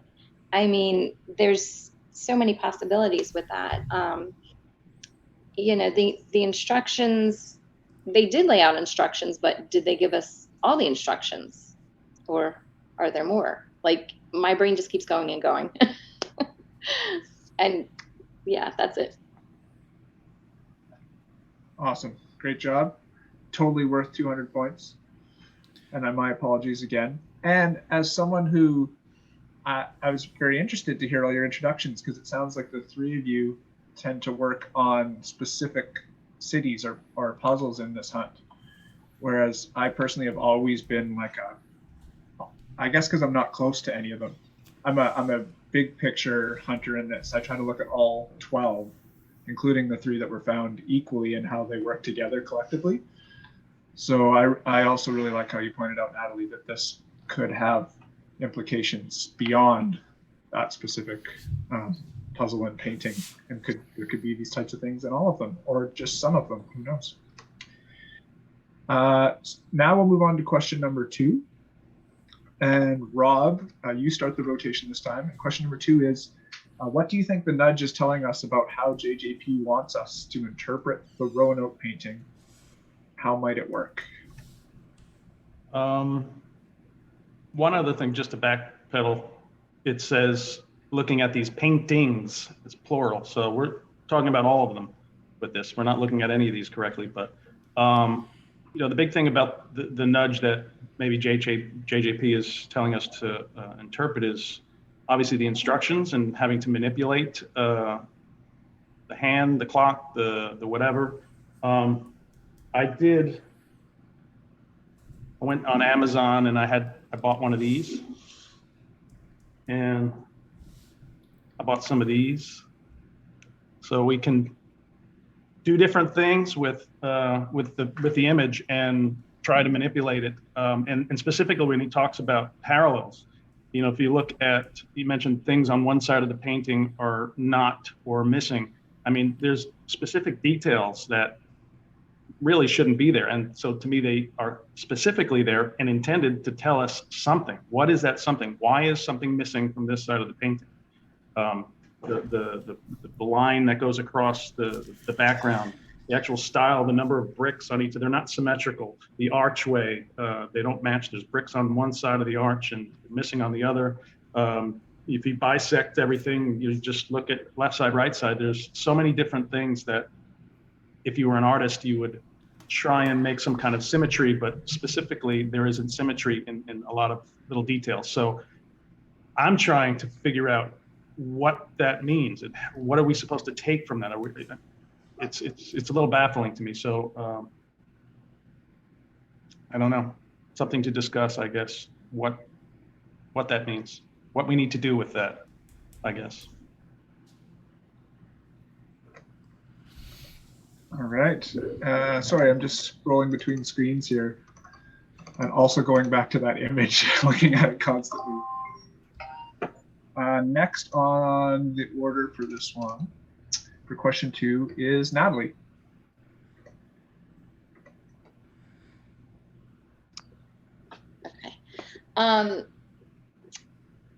What is he telling us?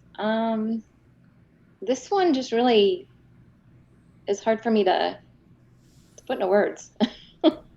I know that he wants us to see things that we haven't seen before, shine some new light on it. I feel like the gift giver knows some of our theories and what we're thinking, and I think they're giving us this nudge to get us on the right track. And it all comes down to looking at the painting correctly. So it's like, all right, let me look and see if I have my little notes here. So everything is different on either side, clearly different. And I think that was so obvious. That was one thing that he definitely wanted us to see in the painting, that day and night, left and right, before, after. I get the serious before and after vibes looking at this painting. The thing that was taken from one side, put to the other, I feel like it's the watch. It has something to do with a clock or time or something. But I just can't make it make sense yet. So it just, that's it. All right. Cameron, how do you think it works? So as soon as the nudge came out, my mind is on, full pistons running, super interested. And I think the biggest thing that we have to consider with figuring anything of this out is evidence, right? We're not going to know for sure until someone digs up the cask, and even if they're pretty solid hints, you won't know for sure unless it's confirmed by JJP or someone that yes, this is what was intended.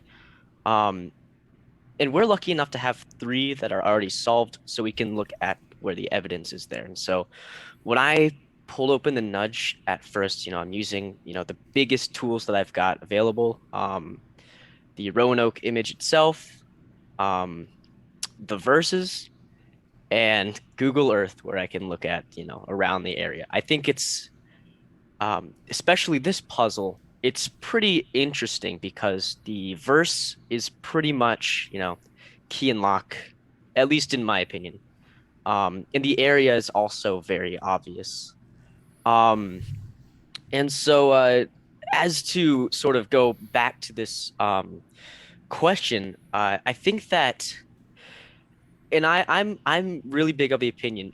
Well, it seems like some of the images have parallels. Think the bookends, right? They're very similar, and yet some of them are also very different. Milwaukee has this big rebus. Houston has these pillars, which the theory is that they would have lined up to something in real life, trees or light posts or something. And I think that those are specifically unique puzzles, and I have a feeling that Roanoke might also be this very specific action to find this solution. I might be wrong though. But I think that what this is, or I think what, are you looking at them correctly, is I think that some of them aren't as similar as everyone thinks, and some of the paintings with their verses are more so very unique puzzles in and of themselves. Yeah, at least to answer that question. Awesome. So I'm just flipping here again. Oh, and George, you look like you had this epiphany while we were. I kind of did, but it doesn't really have anything, and it was something like Rob said that blew my mind. But it doesn't really involve the nudge or even the Roanoke painting, so I don't know if I should talk about it. I do there's a couple of questions that are in the comments. I need to know what you said. Oh, I'll totally tell you if you want. It's fine. It's up to you guys. It's your show. But there was a couple of comments that I could there were questions that I could rapid fire if you don't mind me doing it. The first one, let's see.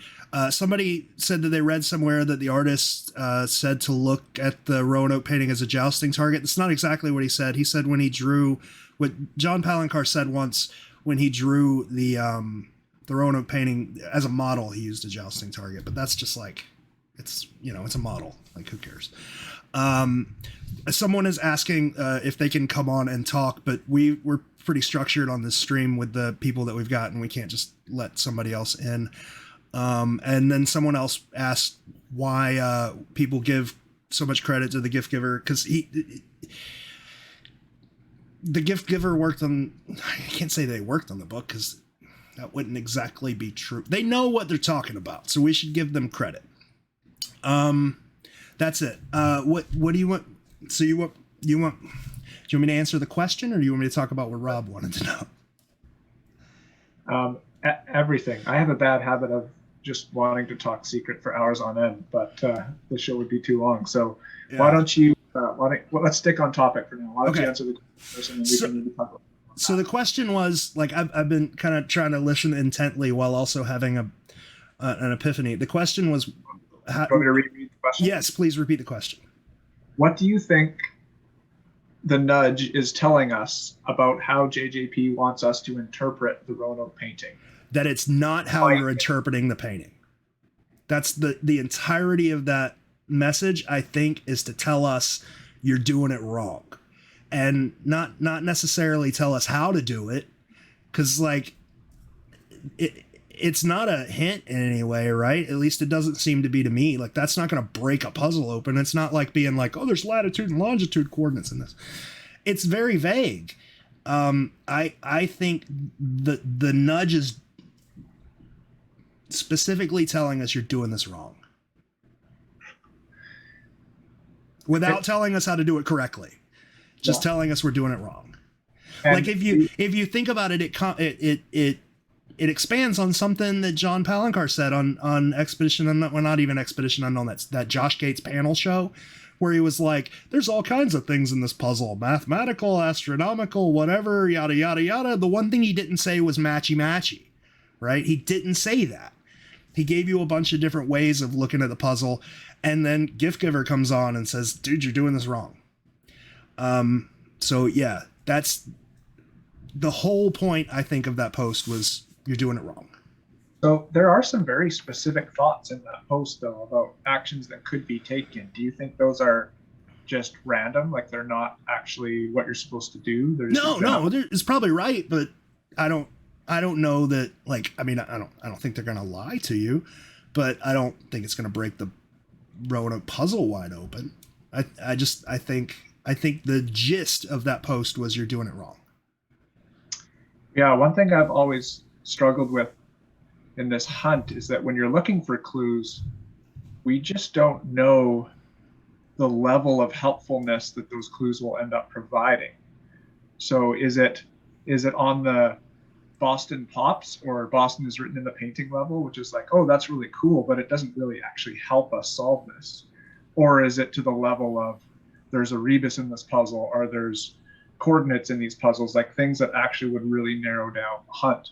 So we have no idea with this nudge, like, is it going to lead us to a clue that is just like, oh, it's just another cute way of spelling Roanoke, or saying it's in North Carolina, or whatever? Or is it going to be something that actually points us to where the cask is? George, you also asked to go last on that one, because you said something earlier I thought interesting about that this maybe didn't necessarily apply to the Roanoke puzzle. Is that just what you meant? I think it's a general comment about. I think it's a general. Yeah, that's basically what I meant. It's not a thing like centered specifically towards that particular painting. It's a comment about all of them. Okay. For the next question, I want to leave it open-ended, because I thought by this point there would be a lot of things that would be said and maybe ideas that came up or were covered. But if there is anything in this round that you would like to specifically comment on to do with the nudge, you're free to do so. We'll keep the 2-minute window. This would also be a great time if you have any specific theories about anything that you want to share. This would be a good time for that as well. And then we'll maybe wrap up after this with some kind of open-ended or some other questions that we could direct around. So for wrap up, keeping order here, and I think Cameron, it would be your turn to start. Okay, I'm gonna try to do this fast because I have so much in my head for the actual nudge. Like I said before, I studied this in and out. You know, current theories. I'm feeling very confident about at least.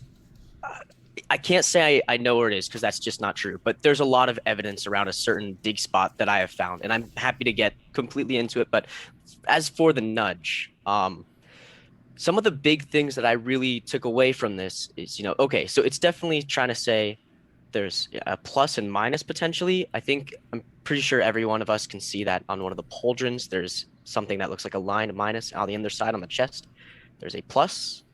And then in the middle, there's one that looks a lot like the minus. I think it's representing an equal sign, but, trickly sideways. We can see that the hands on either side, one of them sort of relaxed, one of them sort of pointing. The relaxed one is holding the watch. The other one is, open. To me, at least, they seem to represent the Sistine Chapel hands, God and Adam. But it could also just be giving and receiving. And even the name gift giver, giving seems to be this sort of theme. Big keywords I take. The gift giver in the nudge specifically says that it is a watch. It's not, and I think that word watch is huge. The other side is missing something, right? It's lost. And so lost and watch, right? Starting at the July and August, Virginia Dare, you take the one trail that goes towards the water north, and you get to the theater where you can watch the lost colony. And I've been, trying to, how you get there from this, it's sort of confirmation biased. My opinion, there's a ton of evidence around this specific theater, right? Especially when you cut the theater in half, there are parallels between one half and the other half. One half has the crow tree, one half doesn't.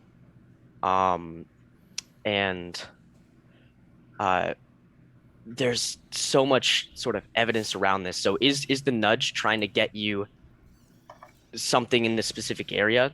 Is it trying to give you confirmation of the dig point? Or just is it much more general, like, a weird way to spell Croatoan, or not Croatoan, but Roanoke, what's, these are like, thoughts I've had with it. But as for what to give, I think, balance is a huge thing in this image. We can see one side has 2 keys and 1 bell. The other side has 2 bells, 1 key, the spoon, and then is holding the watch. Every single item has its own ring and string, except for the watch, which is sharing a string with one of the bells. It's also being held. So just thinking about it, if one side had, taken and given the watch to the other side, that would make a lot of sense. If that's part of how the puzzle's to be solved, I don't know, just putting some of my thoughts out there. Very nice. So Cameron, you pointed out the specific use of the word watch. I really love that you pointed that out. Talked about the almost symmetry of the painting, and even got into some string theory at the end. That's worth, I think, 150 points for that presentation. Well done, Cameron. Thank you. Rob, you are next. Oh, okay. The Wright brothers memorial. It's so prominent in a lot of the imagery. The scarecrow and the Oz, Wizard of Oz parallels. I don't know where to go with that one.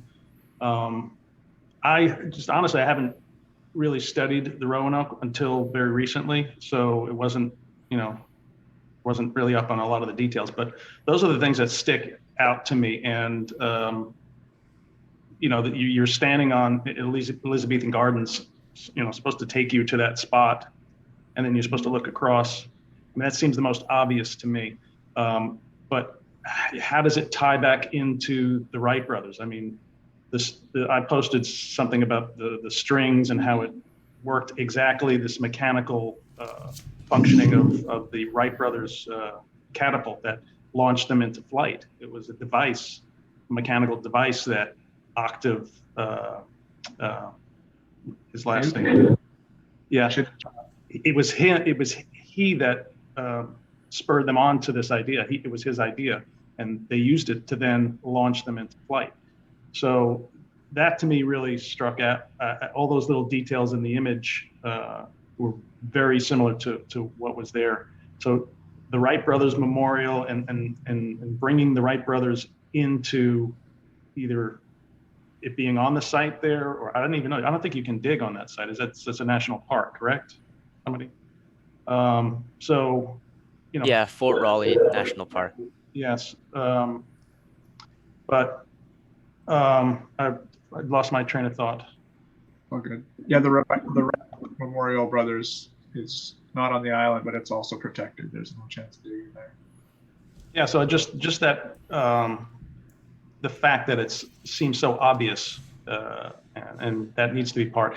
Oh, I know the thing about the gift giver giving us these things, and we're looking at this incorrectly, is that I think, and I have heard this talked about earlier, but not a lot recently, that there's a story happening in the image, that there's a tale or something that is being told that is going to lead us to this. So I don't know, maybe that's what we need to discover about what is exactly happening and how that translates to finding a spot on the ground.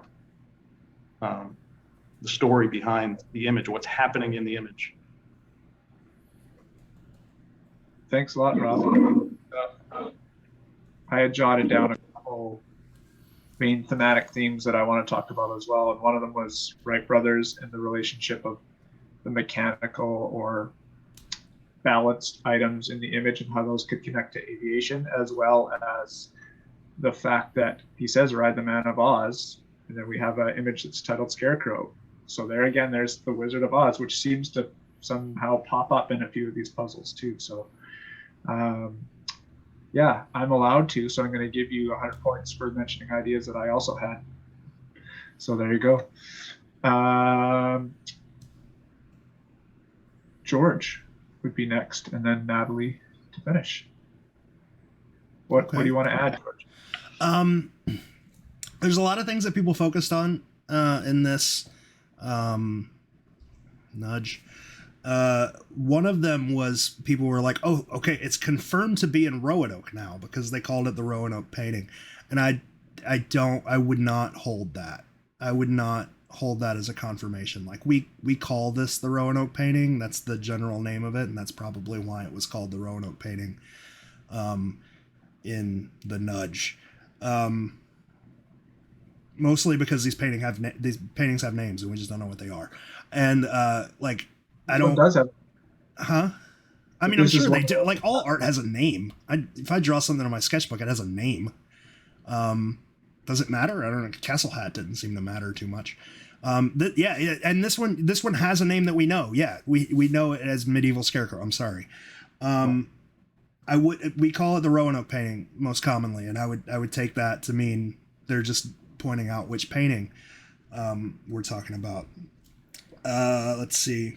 Everybody's talking about like it in this roundtable. People have talked about like, oh, it's great to know that people know how to solve this, but I don't know that that's true either, right? Just because you got a nudge just because people know sort of how one or two things work doesn't mean they necessarily know how to solve it. Like there was a comment that asked if this means that somebody knows where they're buried, and it doesn't. Like I could make a puzzle, I could tell you basically how the painting works, and I could tell you that I buried the cask in my front yard and you'd never find it, right? Because, my front yard's big and the cask is small.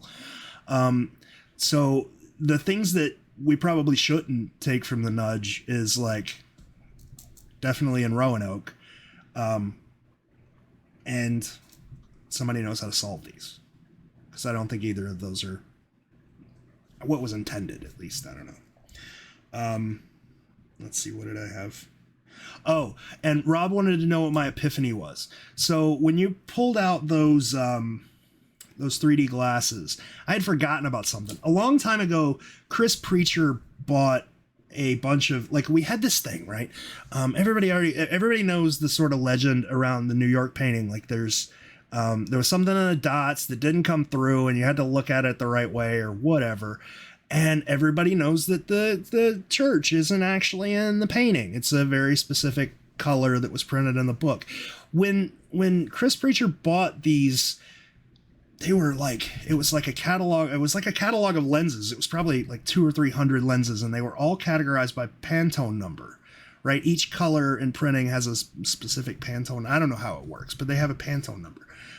This very specific church would have a very specific Pantone number. And I wonder what would happen if you found out what that was and applied the correct lens to the painting. Does that make sense?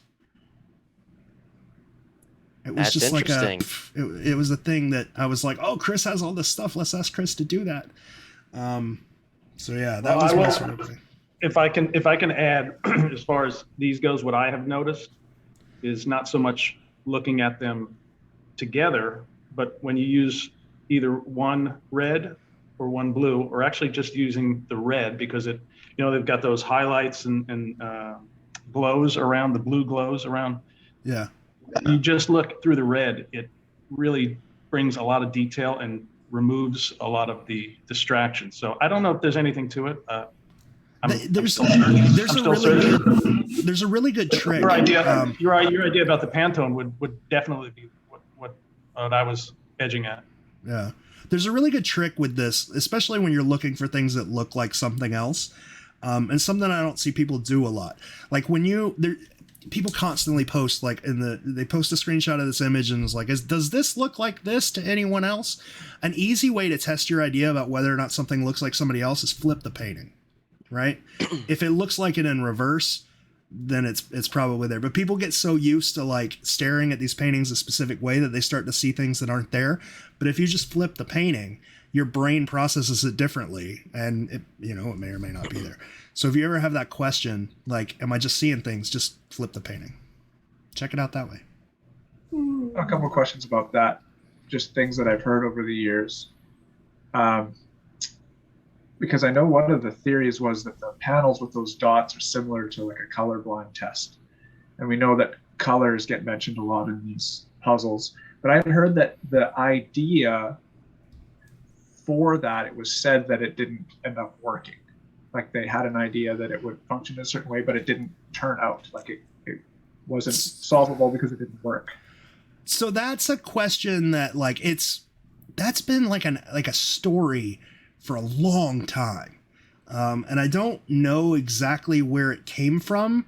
I did like once I did ask John if it was true, and I can't remember exactly what he said. It was something like some things didn't come through and some things came through smaller than they were supposed to, or something like that. But the story about it being like a colorblind test, that was always just a theory. That was never, but there was a story that it didn't come through correctly. And then when I asked that question, it got answered, but in like a vague way that you couldn't really apply it to you know what I'm saying? You couldn't really apply it to a solution. So if there was a clue with the church, it's the fact that it was added after. Would that mean that JJP was just reserving that area until they figured out how to make that clue work? Or maybe the fact that it was added after would mean that it actually wasn't congruent with other elements in the painting? Because if, for example, those color panels with the weird dots were part of this clue, then if the church was an afterthought or an after addition, then I don't see how they could work together. I want to say a long time ago, somebody found basically the exact church that's in that painting, and it was in like Cleveland, right? It wasn't anywhere near New York. So if we assume that that's a church in Cleveland, then the church itself doesn't matter, right? Finding the exact church doesn't matter, but we're assuming. The fact that it's a Russian church probably matters since it's the Russian painting. But what's always killed me is they paid more money to print that church in this book. They paid to have a 5-color press specifically for that church. Why? Like, why would you spend extra money to have your books printed on a five color press for one square, like half an inch in the book, unless it was very important? I mean, he could have, if it was just the church, if the color didn't matter, he could have printed it on a 4-color press. He could have printed it the way the rest of the book printed. It's just, if it was just like a random color church, you know what I'm saying? If the color wasn't very important, but he paid extra money to get it printed that very specific color. Yeah, and the fact that there's no detail in it, it is just a shape. Church. Right? Yeah. It's not a hidden somewhere. It's clearly there, but there's no defining details in it to like help you recognize, oh, it's this church because of the windows or it's just a shape with a weird color. Yeah. And there's nothing else in this book printed that way. That is it. That is the one thing. I mean, there's other things that were added, right? Like we know in the St. Augustine painting, that's the Castillo de San Marcos and the flag, and it was covered up by a little purple circle. They didn't print that purple circle a specific color, right? It's printed the way the rest of the book's printed. The only thing in that book that's printed that way is the church. And we know that it was added, right? It was added, yeah. The fleur-de-lis was covered up, right? Yeah. The San Marcos was covered up. Those are changes to the pre-existing painting, whereas this is Right. something that was added to the painting. Yeah. Okay. I definitely am going to make sure that I don't forget Natalie again. So we're going to rotate to her now. It's your turn, Natalie, to share anything that's related. Okay. I was going to say, I forgot what I'm supposed to be doing. I got so into what George was saying. These live collabs is just getting off topic and inspiring each other to think, so it's all good. Okay. Go ahead. I think that, I mean, most of you have already said things that I've been toying with in my brain. The painting, the nudge made me look at the painting a lot different than I had been. And I think they were trying to nudge us in the direction of looking at things that we haven't seen before. And with the clear copy, it was easier to do. I definitely saw things that I didn't see before. But, you know, Roanoke wasn't my top painting that I was working on. But the thing that stood out to me is that I think there's a sequence in these new things I'm seeing. I can't quite come up with anything yet because I haven't worked on it that long. But I think that the painting puts you in the right region. I'm just not sure that I agree with what everybody else thinks. I haven't gotten there yet. I don't have my own theory on this one. I've just been reading what everybody else is posting, and I'm being influenced by everyone, and I'm trying not to be. But I think that the sequence, once it's figured out, I think that's going to lead you more directly to where the dig spot is. I just don't know how to work it. I've got a whole bunch of things written down. None of it makes sense. I have to start over. But I think that that's the key, I think. I don't know. But I do feel like we're missing the mark. Otherwise, they wouldn't have said anything about the painting. And I think they're trying to steer us in the right direction. But where that is, I don't know. Does anyone else subscribe to the idea that this is like there's a rebus in this image? Sure. I did, but I can't come up with anything. Yeah. I mean, I had one taking the watch on the other side. It was watch, and then the orb, and then the bell underneath the ferry. So watch, Orbell, and then the ferry was flying. So watch Orville fly, watch Orville fly.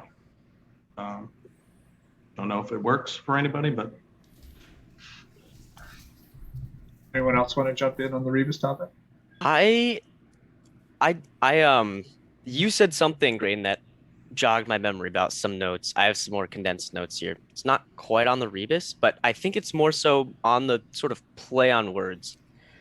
Very much so where Rob was coming from. I think that watch is huge. And, you know, one of the sort of, I think my biggest sort of theory here wouldn't necessarily be I want there to be some sort of rebus. I can't find one. I think it's more so following the action to a wordplay where the action is giving and the object that the sort of image would be giving is a watch. So the message would be give a watch. At least for my theory, ending up at the Fort Raleigh theater, right? In the image, there are lots of objects, right? Lots of keys, right? Treasure, and the bells, which could have been anything. And of course, this theater is Skipper Bell Theater. So, that's and this is with fresh eyes. I looked into this because of the nudge. Another thought, though, you mentioned Graden, Man of Oz. You look at the image and Scarecrow, right? You could say he's like a mix of the Scarecrow, Tin Man, kind of got the nose thing like a lion. This is one of the only images that I see really, or verses referring to an image. And it doesn't do it just once, it does it twice, where it's, ride the Man of Oz. Oz, you have this Oz image, and then land near the window, where near the window, Roanoke. So what if the last touched is also a reference to the image, or the object that's last touched would be something like the watch? Just kind of a theory there too. Yeah, I like that line of thinking. That's very interesting. So there was oh, I'm sorry, Natalie, go ahead.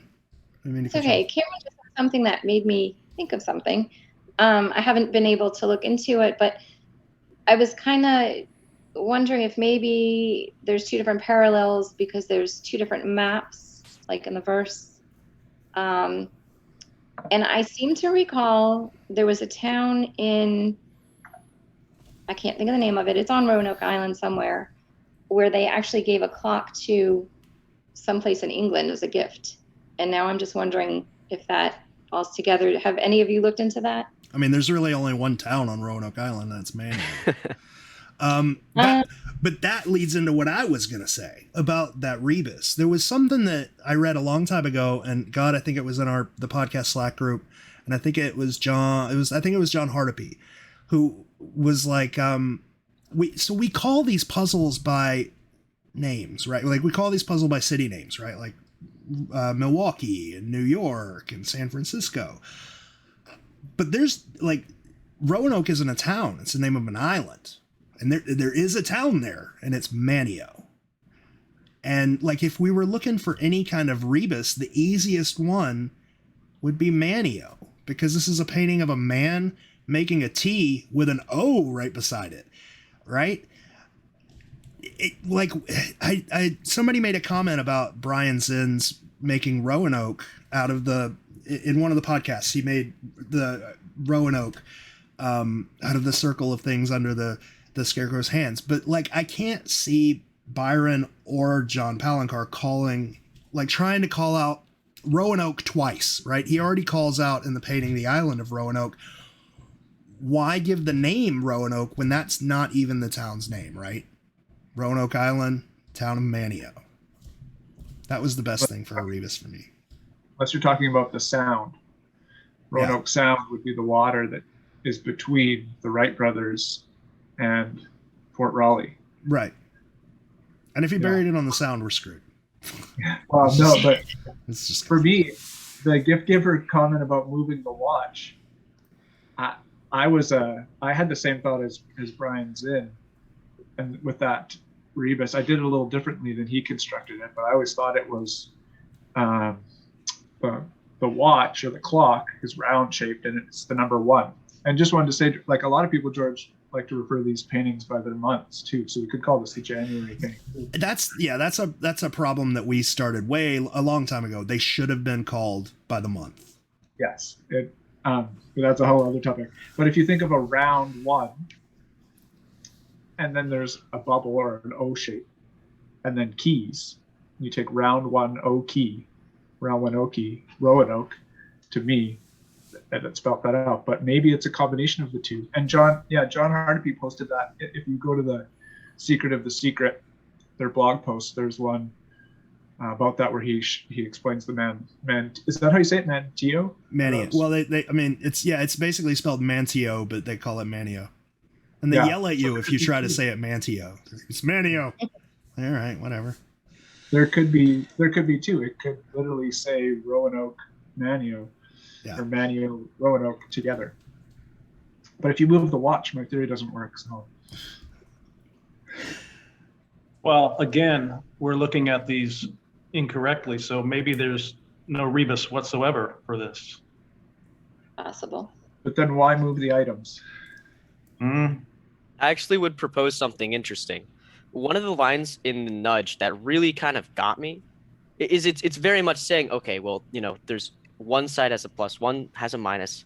One side you take something from, one you give something to, and then there's the is it in reverse. And that is a hard line for me to think about, is what in reverse? Is one side supposed to be the other? How does that flip? Unless maybe it's trying to say that the object has already been given. I was thinking. Yeah, because it would seem like, if we're, going by the story here, the right side, the pointy one, had the watch. It took it and it gave it to the other side, kind of thing, and now that's why it's holding it. Mm-hmm. Well, there is still work on there. The right side, WRIGHT side, and then the Elizabethan Gardens or Manio side.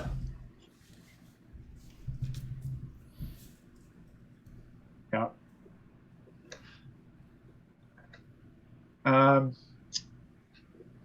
Like I said before, I could do this all night. I'm not sure that we should run this episode streaming all night or subject George to that. But George, I'll let you make the call on that if you think we should wrap things up or whatever. So Rachel is addicted to Dexter, and it releases shortly, and she's going to want to watch it. So yeah, we could totally wrap up. But I love, we should do these way more often. Like this, I feel like this was a lot more productive than a lot of, especially when people just pop in and start talking. So Graden, if you and Sunday want to come up with more of these, we should 100% do them. And I think now that the community's gotten an idea of what it's like, I think more people will be more apt to just jump it on. Yeah, I do want to say that we have a lot of ideas of things that we could do, but if this pointed out anything, I think it's first of all, the points don't matter. No, they do. In the sense we have to win. They don't. And what you talked about earlier, George, is when we get on the Facebook groups and we get on these posts and we put our words up there and we read someone else's words and we don't know that person, we don't know the context, and we read it the wrong way, it leads to some tricky situations. And our points really don't matter whether they're right or wrong. It's a process, right? It's a community. And there's been plenty of examples just tonight. My favorite parts of this evening were the parts where we went off script and ideas popped into people's heads. When Rob's glasses reminded George of something. When Natalie and Cameron just now were working off each other's ideas. These are the types of things that happen when we work together. When we get in a group with people who we can meet face to face, we can see them, we can hear their voice. And it's so much more fun than sitting at a computer alone, driving yourself crazy with these puzzles. It's so much more fun together. So we do intend on exploring a variety of these.